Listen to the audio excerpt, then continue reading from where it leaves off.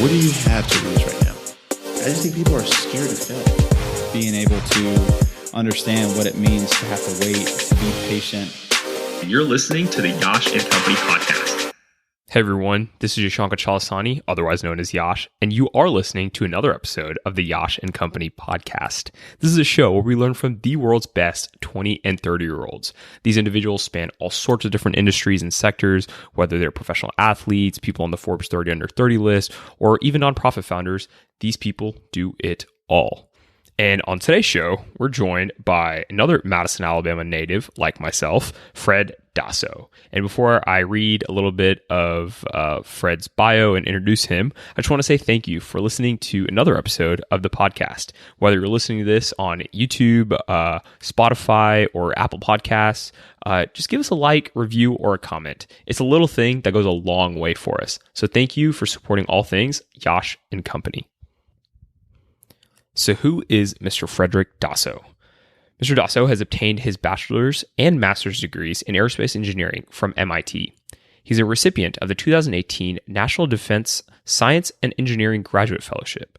Fred has completed 5 internships at the Boeing Company as a structural analyst, working on the 737, 777, 787 Commercial Crew Transport System, Space Launch System, and Extra-Large Unmanned Undersea Vehicle across the company's major business units. These include the Boeing Commercial Airlines, Boeing Defense, Space and Security, and Boeing Research and Technology. Fred is also an under 30 contributor to Forbes.com and a 2016 and 2018 LinkedIn Top Voice with over 355,000 followers, where he writes about startups founded by college students and recent college graduates, ranging from biotech to artificial intelligence. So many of y'all know that I actually don't script my podcast. I try to make it as organic as possible, but typically I'll have about 5 to 10 things that I want to talk about. But on this episode, it was actually a lot of fun because we actually ended up just touching on a few of those things, but really diving deep into those. So on this episode, Fred really opens up about how he came to writing, how he grew his audience, why he doesn't believe in building a personal brand. Rather, he kind of focuses on his work as a reflection of himself, which is really fascinating. And that subtle nuance actually makes a huge difference. So you have that to look forward to. We also dive a little bit more into social media, how to effectively navigate it, this growth versus compensation mindset that Fred has, and what he's learned from interviewing some of the brightest people in America, including those on the Forbes 30 under 30 list and entrepreneurs of Y Combinator, which is probably one of the most selective incubators in Silicon Valley. So without further ado, here is a long-form conversation with Mr. Frederick Daso.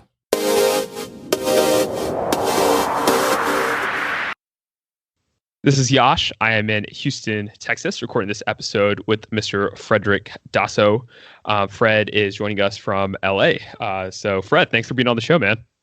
Thanks for having me, Yash. I appreciate it. Yeah. So Fred, me and you got a chance to meet each other when through a few mutual friends. You were a few years older. We both lived in Madison, Alabama. And I think I met you right as you were about to go to MIT. And so it's kind of an exciting time for you. And I still remember you were really excited to, kind of get out of Alabama and do all the things that you were up to. So I'm really curious, Fred, maybe this is a good place for us to start. When you were in high school and were transitioning off to college, what did you want to be when you grew up? I wanted to be an astronaut, and that's still the case. So it's going to take a little while longer to get there, but that's the dream. Yeah, that's awesome, man. And the reason I like asking that question is because most people, which probably isn't the case for you right now, but, whenever I ask that, people always say, I wanted to do X or Y. And, after they go through their life in college and things just drastically change. But it's awesome that you're still kind of aiming at that thing that you had your eyes set on in high school. And I definitely want to come back to that because it seems like a lot of the work that you're doing now is revolved around aerospace and tech. And we'll come back to that. But one of the things that I really wanted to make sure we touched up on before we got into all of that is your writing, because it seems like this is really this is something that has been like an avenue for you and has really allowed you to explore things, meet people, and just do all sorts of crazy things. So, Fred, how did you come to writing? Coming to writing was really, I have to give credit to my college counselor, Sheila Roberts. Miss Roberts was a great resource in high school, helping us to apply to these top tier schools. And, after getting into MIT, she told me two things. One, which I won't disclose over here because it's rather personal. But the other thing she told me was, the focus on, trying to record, my day-to-day experience, like in the form of a diary or something. And I thought this was a great idea, except, I wanted to share it with everyone. So I took it a step further and created a blog. And I started out on Tumblr, and it was great for 2 years, just gave me a web page where I could just put my thoughts down. And then, I wanted a website with a bit more functionality that I can control. So I moved over to WordPress at the beginning of my junior year. And then from there, things started to take off a little bit more.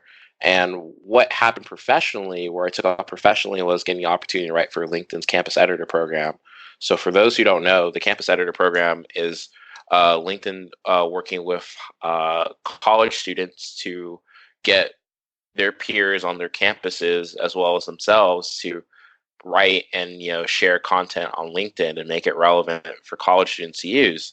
And so I kind of just took this really open-ended role and ran with it. And I've been able to leverage that into my current contributor status with Forbes and getting to attend really awesome tech startup conferences like Y Combinator and such, or MIT's Delta V. And so, what led to Forbes from LinkedIn was really, the following that I built up. And I think, the writing just has kind of opened so many doors, not just in tech, but in industries adjacent to it that, it's just, if there's one thing, I kind of wish it got started even earlier, but I'm glad I got started in the first place. Sure. So what do you think, if you were to talk to your high school self, right? What would you tell yourself to make sure that you did start writing earlier? Yeah, I mean, honestly, I would honestly tell myself, do not wait for the right time or moment, or really for other people to join you and like the things that you want to do, right? Just get started. Just get started at whatever you really truly want to do and start learning about it in, all sorts of different ways, right? So yeah, that's what I tell myself in high school. Yeah, and the reason I asked that is because I figured you were going to say something like that because after talking with a lot of different entrepreneurs and leaders, whether it's in nonprofit or in the writing space like yourself, people always point to the start as the hardest part, and it seems like that's the case for you as well. So that's awesome. This whole LinkedIn thing is really fascinating to me. Maybe we can kind of dive into that a little bit because here's this platform that and an opportunity that you pursued, right? This campus program, which would it be fair to say that that's maybe something that a lot of people don't take advantage of? Yeah. I mean, definitely, because it's kind of like, and I would even say with like most roles where you're not actually, hold on, let me just answer the question as is, and then I'll give us some additional context. So yeah, most people who are, who've gotten the opportunity to go through it, they don't really take advantage of it. And it's because, it's really undefined. And so some people aren't good, with a role that's not completely defined, in terms of like concrete steps as to what you should do. In my case, I just kind of ran with it and just did whatever I want within the bounds of the program, and really try to leverage, use my time for that, and the effort in that to tailor make my approach to where I truly wanted to go, and that worked. It worked out really, really well. Yeah, no, I think I agree, Fred. There's these roles where, maybe it's just our personality types, but I would definitely say that having a little bit of structure, but not too much, really allows you to kind of run with it and make the most. And I think when you have the incentive that you're doing something not because there's someone like looking over you, but it's actually internal, I think you can go a lot farther, right? It seems like that's what you've done, at least. So whenever you started writing for LinkedIn, what were these initial posts like? Yeah, so the initial posts were like, I started out trying to write about my day, not really day to day, but like what I was doing in my internship, or what it's like to be a student and stuff. And don't get me wrong, those were good, great, relevant topics, but the issue is that the audience for that is not on LinkedIn. So I had to figure out quickly, through a lot of trial and error, like, okay, what are people interested in reading? And what are the editors interested in sharing so people can talk and discuss about it, right? So it was really just a lot of trial and error stemming from those first posts. Yeah, I mean, it's. I feel like if you asked your English teacher, she would have been like, "Of course," right? Or he or she would have been like, "Of course," because, that's like the number one rule to writing, right? Is know your audience. But I think you're right. I think most people wouldn't find that out unless they did do trial and error. And so I'm glad you had that opportunity to do that pretty early. So what were these posts that you felt really hit home with the audience? Yes. So for me, it was really topics centered around tech and education. Um, those were the two topics that, just got the most engagement, most shares, most comments. And I just really knew I kind of struck gold in that regard. Yeah, and was that something that you were already fascinated by? And the reason I asked that is because it seems like a lot of your posts now had that same tilt, right? It's very entrepreneurial, tech, education focused. Absolutely. And it's just because it's really because of two things. It's one, because that's what the audience is interested in. And then two, it's like directly relevant. It's relevant to my everyday life. So it's kind of like, I can speak very passionately and authentically about these issues because it affects me every single day. I probably should put a little bit of context to some of these posts that you're mentioning, or at least the ones that you do now. So right now they're in a very simple format. They, typically are a conversation between you and an entrepreneur or a business leader, and they're great to read, but also seems like it's a very low effort but high yield opportunity for you. Was this how the conversations were when you initially started writing these posts? So these posts came about after hitting like after getting like a couple of posts, full profiles underneath my belt at Forbes. And then I kind of realized, like, look, I can keep giving overviews of companies, but what if I started to go dive in a little bit deeper and move away from general overviews to more like specific questions around a facet of entrepreneurship? And that's how the Q&A started. And I think, like you just mentioned, very low effort, high yield, because I can just focus the conversation on one topic, and we can just go from there. And it's a really rich and productive way to disseminate that information to my audience. Yeah, and it seems like a few years later, you have almost 350 followers, and you come a long way since you originally started. What do you think that those 350 followers came from? Do you think it was just repeatedly doing these posts over and over, and that just hitting a niche? So to clarify, that's 350,000 followers. So, Oh yeah. just My bad, want to Fred. make Yes. sure we get 350, yeah, 350,000 followers. Right. No worries, man.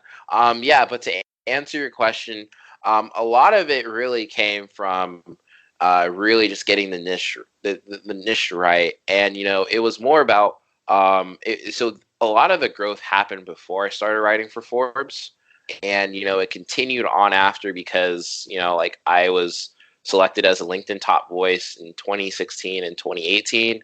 So just a lot of visibility that those awards gave me, which led to me getting a lot of followers, and that's what really led to Forbes and such. But yeah, beyond that, it's been really just a consistent, trying to be consistent in the publishing as well as focusing, the content on these entrepreneurial topics.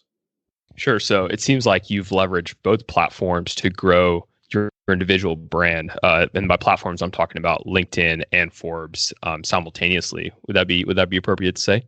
Yeah, that's a fair way of looking at it. I will note that I don't like the I don't like the word or the phrase rather personal brand. I like to think of it more as a you know shaping my presence online, as a reflection of my identity in person. Um, and the reason why I want to focus in on like that, or use those words, is because everything you do is a reflection of who you are to some degree, right?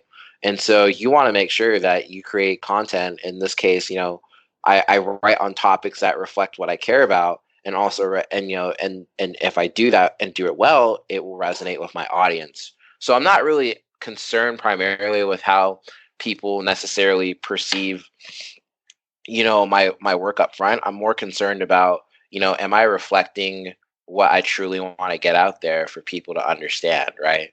And Interesting. the work kind of creates the reputation, the brand, right? So it's kind of like, a secondary thing that is a consequence of your work, not something that you should focus on solely. Yeah, no, I think that's a subtle nuance, but I think that's really powerful. I can imagine like doing the work that you do and reaching the audience that you have. It seems I'm sure you'll get a lot of criticism. So I think making whenever you do receive that criticism, I would imagine that knowing that you do this because it's for you, really allows you to kind of I guess shape it in a different way. Would that be accurate to say?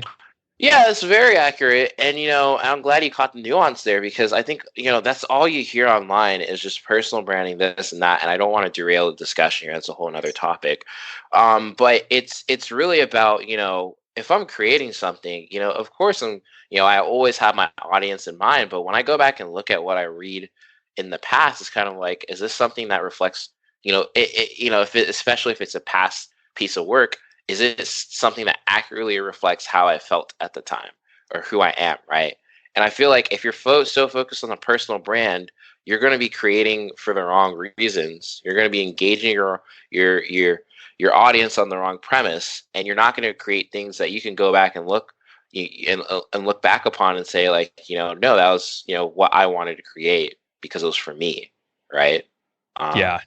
No, I think that's no. I'm really glad that you brought this up and that you're stressing on this because this is actually something that I wanted to kind of go into, because it seems like everyone these days does have a let's just use the secondary term, right, quote unquote brand, but in reality that brand is kind of what you say it is. It's a reflection of yourself. It's the brand is just what other people perceive, and so when I look at the world today, I see a lot of people that have the opportunity to actually share information about themselves, right? So you do it through LinkedIn, and I do it through a podcast, but a lot of people have this opportunity. And I think in the 21st century, we're going to have more and more opportunities to do this. And, it's not like the 20th century where we were tied to our employers or things like that. Now we actually have the opportunity to be individuals and express those things and share it. And through that, I think as a collective, we become stronger because we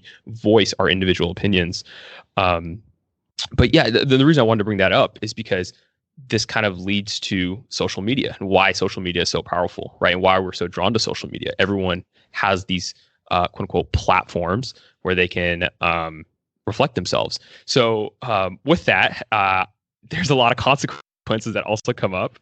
So personally for me, one of the things I've really struggled with is being active on social media where I can represent myself, where I can share my podcast, but also where I'm not being distracted, because I think at the end of the day, a lot of these platforms can also be very unhealthy, right? So I'm very curious, Fred, how do you be true to yourself, but also make sure that these outlets are not something that are derailing you from your mission?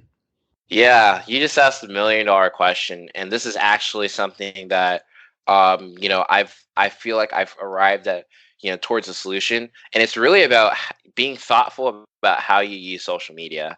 And I literally just wrote up a random um, Facebook status update, or I talked about how social media can be the way that we're incentivized to use it can be distracting, can derail someone from achieving their true goals. And so I said, look, I want to use this thoughtfully, and I want what I put on here to reflect, what I'm thinking at the time, or, capture my intentions accurately, right? Because it's all about leading me to where I want to go. The way that you do it is being very thoughtful about what you post, and, thinking about, does this serve the purpose of you getting to where you want to go versus, sharing something for the sake of sharing, because that's what we're encouraged to do. And that's where the distraction and the derailment occurs.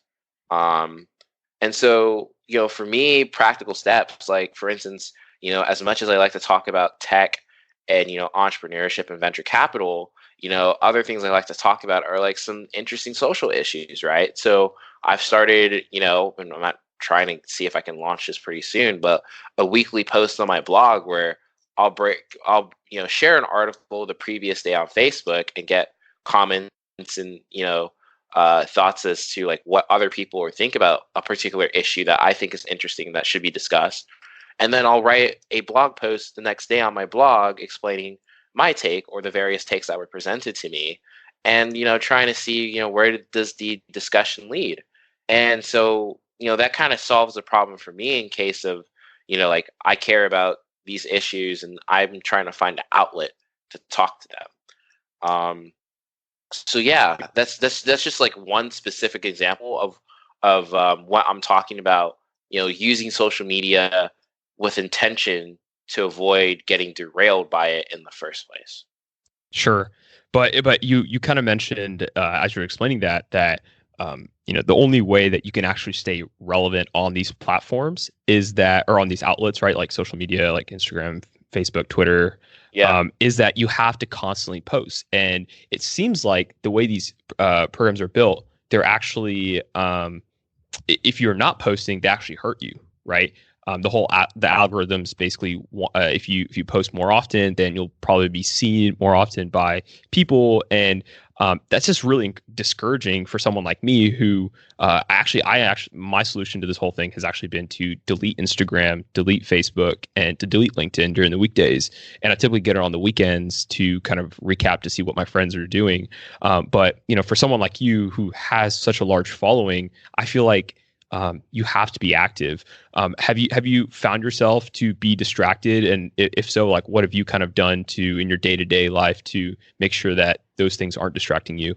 Yeah, I mean, it really depends. Like, I think it kind of goes back to what I was just saying about, your intent, right? If your intent is to, I guess, if we're considering my case to be a content creator and, like, maintain your following and stuff, then yeah, in my case, I've worked out my daily schedule to, give me the appropriate amount of time to put out content, on a regular basis, right? And there's been times where I just haven't been able to post anything, and, I don't stress about it because there's other things in my life that currently need my attention. But I think it really comes down to, what are your intentions with social media? If it's relevant to, like, what you want to do, then, you have to figure out a way to, properly incorporate it into your life as a tool, not, not as an end in itself, but a tool, a means to an end to get you to where you want to go, versus just being sucked up into it and such like that. And I would say, to your point on the algorithms, I would, yes, you should be aware, but I think at the end of the day, the people who stay relevant are the people who, if there was no, like, certain algorithm, people would seek them out anyway, right? Because their content is just that valuable. Yeah. Right. Like, the algorithm is just a mechanism, right, from the company to source the most engaging content, because that keeps people on their site for longer, versus versus other content and content that comes up. So, at the end of the day, you have to be able to establish a relationship with your audience, regardless of the mechanism that your content uses to get there, and they'll keep coming back. Sure. Posting or not posting. Sure. And one of the things that you mentioned, Fred, was that you actually create time to create content. What does that schedule look like? What times of the day maybe are you getting on these social platforms? Yeah, so it's like before work. Yeah, so when it comes to actually creating, like, writing, it usually takes place on the weekend, like either late afternoon or like late evening. Those are the best times for me to think and create. Then from there, in the mornings, I will quickly get up, of course, get ready for work, and then I'll hop on my LinkedIn, and I already have put on the, prime the content to be posted right away. So then I just go click post, and then I move on with my day, right? And then I just monitor, the engagement throughout the day. And that just allows me to say, like, all right, I've set aside this time, to create. I set aside the time to distribute, and now, it's just we see how the content does throughout the day. Sure.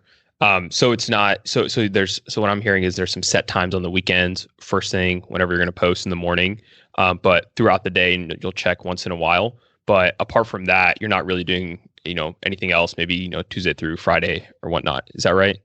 Yeah. So I mean, it's like I just want to be clear here. Like I set aside time on the weekends to specifically create content for the week, and then throughout the week I'll post that content, right? Got it. And rinse and repeat. Sure. No, I'm glad you mentioned that. I think content creation is just something that I realized that, having a podcast that I was in the business of, but so is everyone else, right? The content that I'm doing is maybe myself or the podcast, but for other people, it's themselves, and it's the personal message that they're trying to share, or the life that they're trying to share, right? So, I think at the end of the day, we all are in the same thing together, and it's important to be intentional about how we go about that. So thank you for sharing that. Fred, one of the things that I think, one of the articles that you wrote that I really wanted to touch up on that I thought was really fascinating was this thing on growth versus compensation. And, I'm not going to, I'll probably put it in the show notes for anyone that wants to check it out, but you basically mentioned that jobs are they're either growth based or compensation based, but probably not both. And by this, you mean that, whenever you come out of college, there'll be a lot of lucrative options, but there'll be some that are, so those are more of the compensation based ones. But in the second category, you'll have ones that might not pay as well, but they're the perfect opportunity for trying to grow. And you kind of encourage people to take the latter route. You tell people that if you were young, then don't worry so much about the compensation. The compensation will come if you are one of the best in the industry. So focus more on the growth, and that'll lead to compensation anyway. Where did that come from? I'm really fascinated about that. Yeah. It was something that I thought about for a while because, given my major, aerospace engineering, when it's compared to the tech industry, the compensation is different, right? And I had a lot of friends who more or less majored in computer science, and they're making, they're doing pretty well. Let's just say that. And so when I think of euphemism there, but when I think about it, it's kind of like this.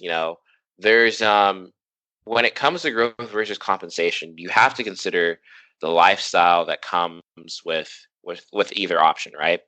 And really, you have to consider the lifestyle that you currently have before selecting either one.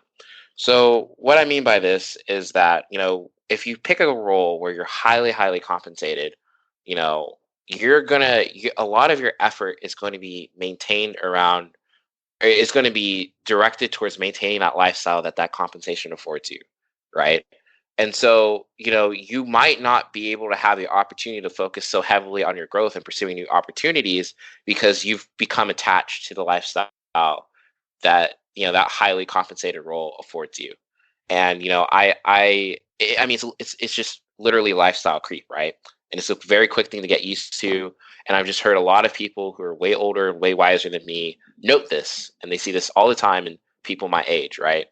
But considering that you didn't have a huge paying job before because you were a student and you know how to live like a student, and you get a role that allows for a lot of development of your personal and professional skills, in some ways that can be a lot more valuable in the long term because you will have the skills to demand to attract those high paying roles, right? Versus or even more broadly, you'll have the ability to explore a lot more options in your career than someone who is more or less, committed towards a high paying role because they have a lifestyle that they're wanting to attract and maintain. Sure. So, I think about this a lot because, I'm in med school right now, and a lot of my friends, they're doing pretty well for themselves. And, some of them are investment bankers. And it's funny because investment bankers, I feel like, always get the short end of the stick when it comes to people that are ragging on a profession. And not like they're working hard enough, right? But, so these people, they're making, like you said, with your friends in CS, a good amount of money. And the example that, that comes to mind is, so these people live in a certain way because they kind of have to, right? So typically live in the city, they're always eating out. And these are all just like parts of the job because you honestly are so busy that you don't have time to grab a meal or to live, further out. And so you're kind of, on this fast paced lifestyle, and you kind of you're kind of used to it.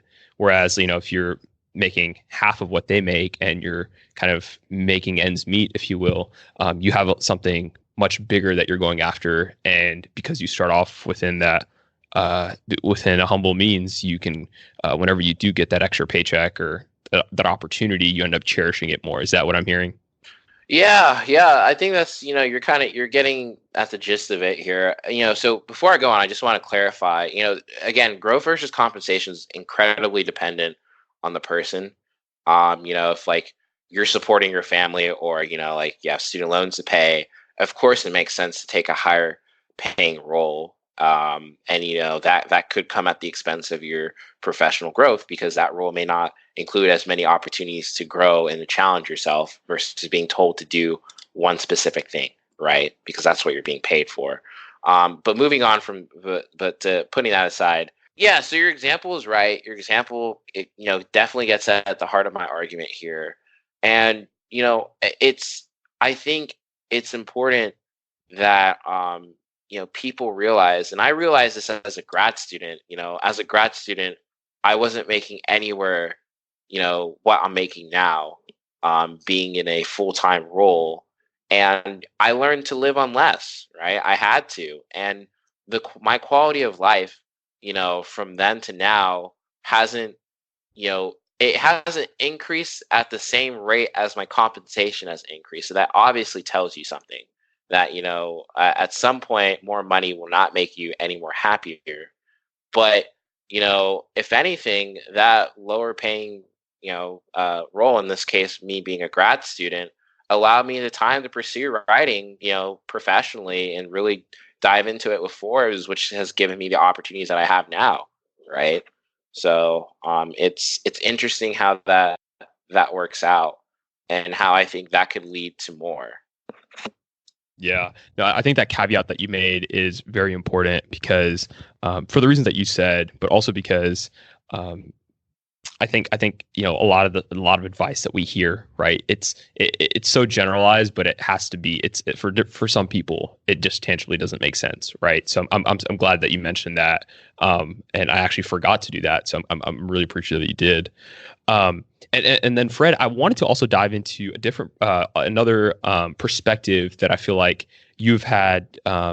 That you've been able to obtain over the years. And that's just with all the interesting people that you have met. So I've seen you, you kind of mentioned a few of them yourself. You mentioned Y Combinator and being able to meet a lot of the entrepreneurs there. A lot of your articles mention Y Combinator entrepreneurs. You also mention a ton of people on the Forbes 30 under 30 list. And I feel like you're constantly able to hear from some of the brightest people out there. And I do want to say, a caveat to these lists and people is that they're, of course, these people are in the short term, they're very successful, right? In the long term, success of these people is still not validated.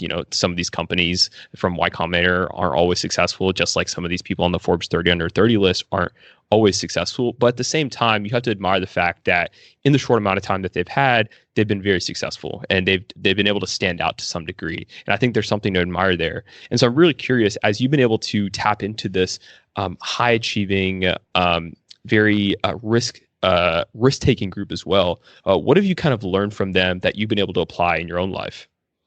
Yeah, I mean, it's really that you can get started at any point, and that your capacity to take risk is much greater than you think it is. With that being said, it really depends on your personal situation, but you'd be very well surprised how much you can do with very little. And that's what a lot of these, Y Combinator folks or Forbes 30 under 30 have been able to do.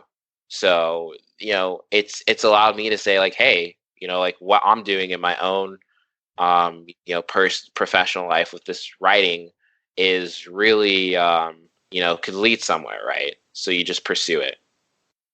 Sure. Are there any one or two stories or people that really stand out to you as you're kind of talking about that? Man, so I don't want anyone to get any ideas like I'm picking favorites for my stories now. But yeah, let me man, that's a really good question. Um oh boy, that's a really good question. So there is one person that I've met. She's a current HBS student. So HBS being Harvard Business School for anyone who didn't know. Um, so I spoke with her about her decision to go. I want to learn more about her decision to go to HBS, and she's like, well, when I was a founder of a startup, and startup that she's still working on, I had the opportunity to go. I think she got into both HBS and Stanford's Graduate School of Business, but I had to turn it down for like reasons that I don't think I'm at liberty to disclose. But what it was just really interesting because you rarely hear startup founders saying like, I want to pursue an MBA. And the way that she articulated it to me, her reasoning was very clear and concise and really compelling. Was just like, wow, this is just another different way of thinking about life in your career that I just haven't been exposed to yet. And I would say instead of picking like an individual or like that example, one of the common themes that I've heard from a lot of folks, in the spaces that I cover is being intentional with your time, and these are people who have the world of opportunities in front of them, but they're so good at choosing from great sets of opportunities because they know what they value first. They know what to prioritize first because they've thought about it well in advance. So it's really cool to see it. And I think that's been like one of the biggest things that I've been able to directly apply in my life. And I feel like I can make decisions a lot better now and not really have any regret after making such a decision. Sure. And just to clarify, you were mentioning that you were surprised this startup founder went to Harvard Business School because most startup founders don't end up going to business school. Is that right? Yeah. So it's like, I mean, there's a common trope in Silicon Valley where, like an MBA is not considered a value add, right? Most people, there only care for engineers and other technical folks who are building the product and such, or they're seen to have much higher value than an MBA at an early stage. And this person, definitely bucks that trend. She has a technical background, but she definitely bucks that trend. And, the way that she was able to justify it for herself and, like solicit feedback from people who have this consensus view in the Valley and, and still decide, to go was just really impressive, right? I was speaking to someone who knows what they want and knows why they want it.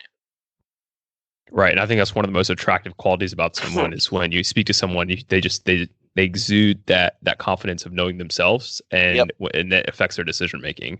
So I'm definitely with you on that. And you also mentioned as you were telling that story, Fred, is that you learn that a lot of these entrepreneurs and leaders, they value their time. And that's something that you were able to implement in your own life. Are there any examples or things or maybe a way that you structure your week where you've been able to pick up from others or that you just do on a regular basis now? Yeah, I mean, the way I could kind of structure my time is really, I try and keep, important, like important buckets separate. So I don't, find myself constantly switching between the two. Like for instance, if I'm at work, I get like a lot of requests or emails and calls to do like Forbes stuff. Like, I just don't do that because, like I'm at work, I'm working, I'm doing my engineering thing. When I'm at home, I structure my time to where like, and this is going to sound like really, really, I don't know, not weird, maybe antisocial, I guess, but I try not to do a lot of stuff in the evenings, like outside of work, because in the evenings I'm usually preparing for the next day and then doing my writing, right? Because that's something that I personally value more than just running around with people after work. Usually I save that for the weekend. I try not to work on the weekends because I am, wanting to enjoy myself and wanting to, take a break and relax, right? So I'm just very intentional about the work week being for work and then the weekends being for play or, like creative writing, like for my personal blog. Does that answer your Sure. question? Yeah, no. I think that's very I think it's a very appropriate way to do things. And I probably should add, Fred, would you consider yourself to be an introvert? No, I'm definitely extroverted. Okay. But I just learned that, having time to yourself is actually like really, really, really underrated. Yeah, for sure. Yeah, no, I definitely agree. And also I think it allows you to kind of put it's a whole like gratification concept, right? Where you're actually pushing off the gratification later so that you can actually get more of your work done during the weekdays. So, I mean, there's just different philosophies on how people structure it, but it's unique, the one that you mentioned. So thanks for sharing that. Hmm. And Fred, I know that you got to get going, and I want to make sure that one of the things that I really wanted to touch up with you is something that I have really appreciated about you is, there's a lot of times where I've kind of followed your story, and it seems like you have had a lot on your plate. But you've also been very open about that, and that's something that I've really appreciated, especially during your time in undergrad, but also your time in grad school. And so I'm really curious, what have you learned from these experiences, whether it's with mental health or just dealing with friends? And you've been very open about talking about these things on your platforms. What have you just kind of learned from those experiences as you've shared them? So there's a lot of different ways to answer this question. I'll just go with the one that I think speaks strongest to me. Um, you know, it is okay to be vulnerable. I've gotten a number of messages after sharing some pretty personal stuff, and because it's just like it's just good to know that you're not the only one going through it. And I think the stuff I put out there that is pretty personal, I don't do so much anymore because I guess more so now I'm a professional, and it's just there's a time and place for that. But it's people really resonate with it because a lot of people do think that they're the only ones going through it, and it's not. They're not, and I don't want, and that's not the point to make that you're not the only one, but it's more about the inability for people to talk about these things openly. And so I try and use my posts where I'm posting about this personal stuff as an invitation to. And some people take me up on it, and we have those discussions and private messages, and it's good because people can bond around that and just have that psychological safety, knowing that they're that they are not alone in this either. So yeah, I think that's probably the biggest, I guess, takeaway. And then more importantly, I think it's important to be honest. I try to be honest in all facets of my life, especially social media, because it's so easy to, and you don't even do this on purpose to deceive people, other people, and yourself as to how your life is really going, right? Because so much of our lives is now mediated through these platforms that some people lose themselves in it, right? So I always try and just keep things real, so people know that they're dealing with a real person on the other side of the screen. Yeah, no, yeah, thank you for sharing that, Fred. And I definitely agree with you. I think it's important to do that on social media. And then one thing I've actually kind of struggled with is, and this is one of the reasons I've kind of just stopped sharing, because I feel like, to me, you should be true to yourself, like you mentioned. And I feel like I can't do that because there's a lot of ups and downs in life. And most people on social media only post their ups, right? Yeah. They don't really talk about the downs.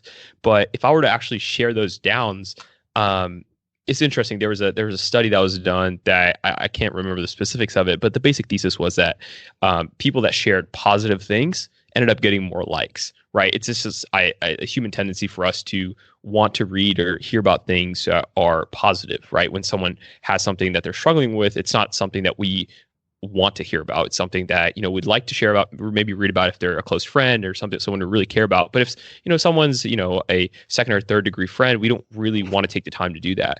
And I don't think that's fair, because why would we want to, it's tendency at the end of the day, but I feel like there's no great way to share all aspects of my life. So I've kind of switched to not sharing things as much at all.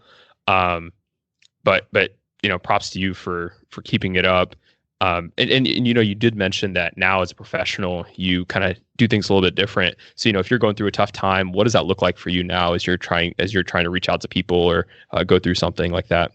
Yeah, so I'm not going to get into specifics, but it's just really that I have ways to handle that offline that I do, and a lot of it just includes like staying off of social media.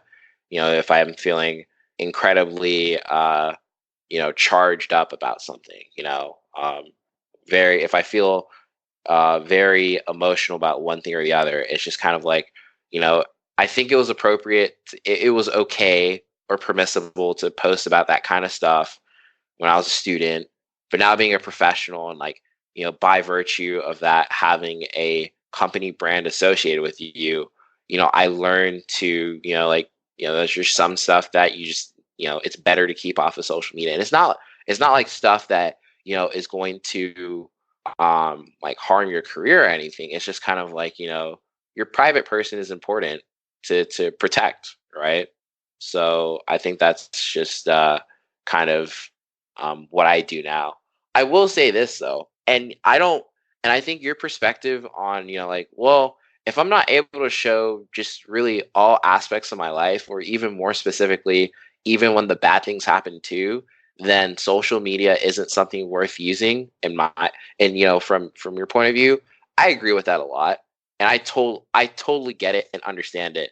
For me, it's kind of like I'm willing to share the bad things about my life because, one, I know other people are going through this, and two, because I want to create a culture, by saying it is okay to talk about your failures honestly, and just stemming off of that. And if this is the last point I get to make, we don't talk about failure, especially in these very, privileged, groups that we've become a part of.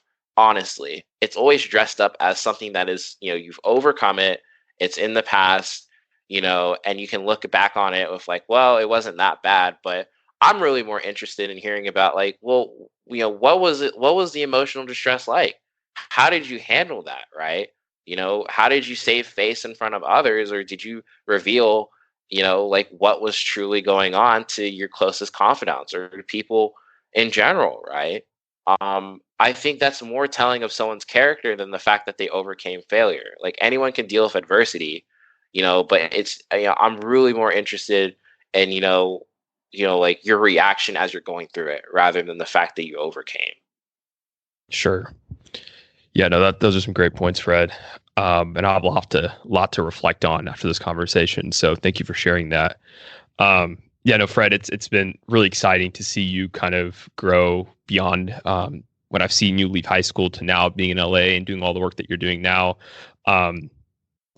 You've obviously, done a lot with LinkedIn. You recently put out your 50th article on Forbes, and just have done so well. And it's just a privilege to have this conversation, but also to see someone from back home that has been really successful like you have. So thank you for this conversation, and eternally grateful for it. So thank you. Hey, yeah, no problem. Thank you for having me. I really do appreciate it.